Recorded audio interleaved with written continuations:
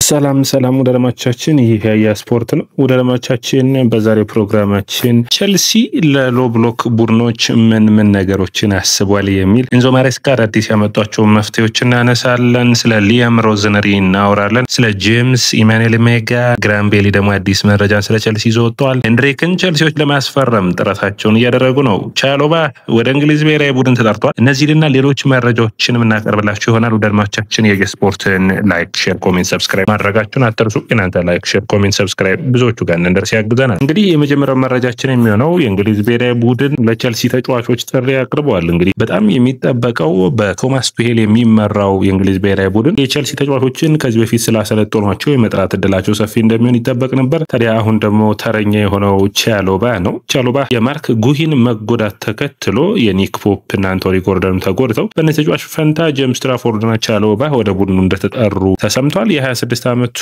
የቸልሲ የማል ተከላካይ ቻሎባ ወደ እንግሊዝ ብሔራዊ ቡድን መጠራት መቻሉ ትልቅ ድልን የሚያመጣለት ነው የሚሆነው። የአቅሙን እንዲያሳይ የሚያግዝ ነው የሚሆነው። በተለይ ዘንድሮ ቻሎባ በዚህ ዓመት እንግዲህ ብዙ ጥረቶችን እያደረገ ይገኛል። ከአቺምፖንግ እና እንዲሁም ደግሞ ከፎፋና ጋር በጥሩ ጥምረት እየተጫወተ እንዳለ ይታወቃል። አልፎ ደግሞ እንግዲህ ከቶሲን ጋር በተሰለፈባቸው ጨዋታዎች ደከም ያለ ብቃቱን አሳይቷል። ታዲያ የእንግሊዝ ብሔራዊ ቡድን ጥሪ በትክክለኛው ሰዓት ነው የመጣለት። በጥሩ ፐርፎርም የሚያደርግ ከሆነ የእንግሊዝ ብሔራዊ ቡድን የስብስብ አካል ሆኖ የመቀጠል ዕድል የሚኖረው ይሆናል። እንግዲህ ሌላኛው መረጃችን የሚሆነው የቸልሲን መረጃዎችን በሚመለከት ስናገላብጥ ያገኘሁት ግራምቤሊ ታዋቂው ጋዜጠኛ ቸልሲ ሄንድሪክን ለማስፈረም ጥረቶችን ማድረግ ይፈልጋል የሚል ነው። እንግዲህ ቸልሲዎች ከፓልሜራስ ስቴፋን ዊሊያን እንዳመጡ ይታወቃል። ነገር ግን ከስቴፋን ዊሊያን በፊት ደግሞ ሄንድሪክንም ስቴፋን ዊሊያንንም በተመሳሳይ ሰዓት የማምጣት ፍላጎት ነበራቸው። ታዲያ የሄንድሪክ ሁኔታ አሁን የተረጋገጠ በሚመስል ሂደት ላይ ይገኛል። ቸልሲዎች ንግግሮችን እያደረጉ ነው። ታዲያ በጥር ይህንን ተጫዋች ማምጣት ይፈልጋሉ። ማርክ ጉሂን ቡድኑን የሚለቅ ከሆነ ማለት ነው ወደ ሌላ ቡድን በውሰት ይልካሉ። ይህንን ተጫዋች ማምጣት አንዱ አማራጭ አድርገውታል። ከቀድሞ የቡድን አጋሩ ጋር ስቴፋን ዊሊያን ጋር በአንድ ቡድን ሲጫወቱ ማየት የቸልሲ እንግዲህ ፍላጎት እንደሆነ መረጃዎች ያሳያሉ።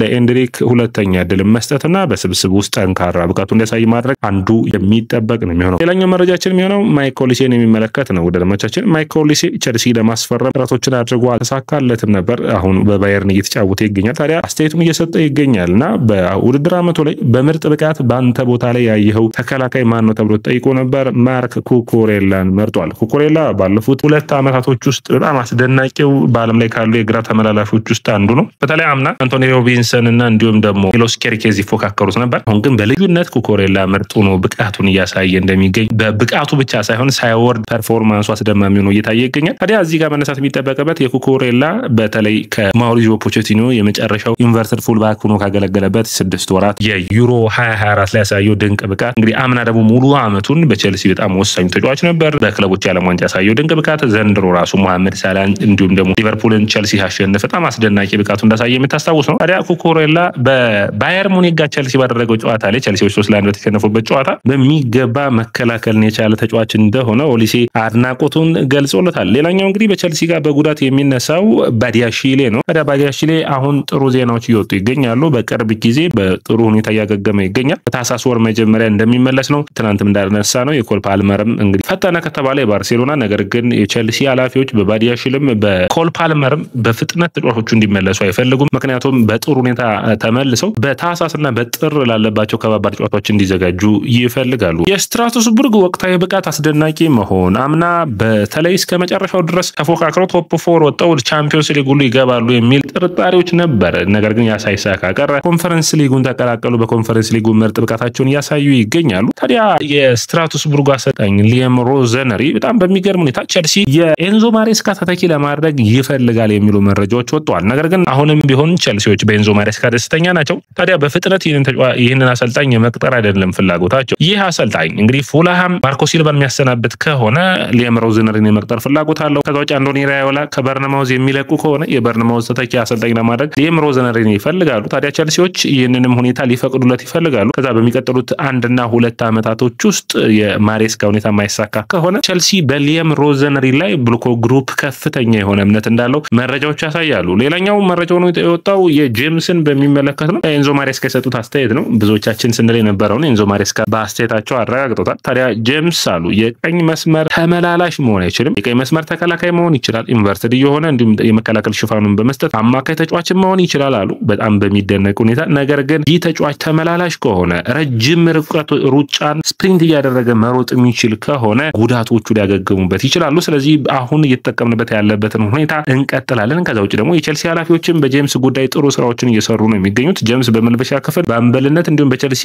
አሁን እያሳየ ባለው አቋም ብዙዎቹ ደስተኛ ናቸው። ታዲያ ይህንን እንዲቀጥል ነው የሚፈልጉ። ታዲያ ጄምስ ምንም አይነት የህመም ስሜት ሲሰማው ቶሎ እንዲናገርና በእግር ኳስ ሜዳ ውስጥ ቶሎ ተቀይሮ እንዲወጣና በጥንቃቄ ጉዳቱን ማኔጅ ማድረግ እንደሚጠበቅባቸው የቼልሲ ኃላፊዎችም ከጄምስ ጋር ማውራት ችለዋል። ኢማኑኤል ሜጋን የሚመለከት ነው። ይህ የስትራስቡርጉ አስደናቂ ተጫዋች ታዲያ ለኔዘርላንድ ብሔራዊ ቡድን ጥሪ ቀርቦለት እየተጫወተ ይገኛል። እንግዲህ ስትራስቡርግ ብዙ ተጫዋቾችን ማስጠራት ችሏል። ባርኮላ ወደ አርጀንቲና አቅንቷል። ፐንቼሊም ወደ አርጀንቲና አቅንቷል። በአጠቃላይ ጥሩ የሆነ ስብስብን እየሞከረ የሚገኘው ስትራስቡርግ የስትራስቡርግ ውጤታማነት ማለት ደግሞ ለቼልሲም ውጤታማነት አንዱ ነው። ወደ 7 ተጫዋቾች ወደ ብሔራዊ ቡድናቸው አቅንተዋል። ታዲያ ቼልሲ ይህንን በሚገባ መጠቀምና ፍላጎት አላቸው። ሌላኛው እንግዲህ ቼልሲ እና ኤንዞ ማሬስካ ለሎ ብሎክ ቡድኖች ባለፉት ሳምንታት ከተቸገሩባቸው ጨዋታዎች በኋላ መፍትሄ ያመጡባቸው ጨዋታዎች አሉ፣ ደግሞ ሙሉ በሙሉ የተቸገሩባቸው አሉ። የብሬንፎርዱ ጨዋታ፣ የሰንደርላንዱ ጨዋታ፣ የወልቭሱን ጨዋታ አንድ ላይ አድርገን ማየት የምንችለው ነው። በተለይ ተቃራኒ ቡድኖች የሚጠቀሙት አንደኛ ቼልሲን ስትገጥም ካይሴዶን ፕረስ ማድረግ የሚል ነው። የማለጥቂያቸው እታሱን ፕረስ ያደርጋል። ሌሎቹ ሎ ብሎክ ወደ 6 ተከላካዮችን 5 ተከላካዮችን በ5-4-1 በ5-3-2 አይነት የመከላከል ቅርጽ ይዛሉ። ለምሳሌ በብሬንፎርድ ጨዋታ ካይሴዶ ጎን የተቀመጡት ኢጎር ቲያጎ እና በሰንደርላንዱ ደግሞ ኢንሳንዲኖ ነበሩ። ታዲያ በወልቭሱ ጨዋታ ላይ ዋንግ ሂቼን ነበረ።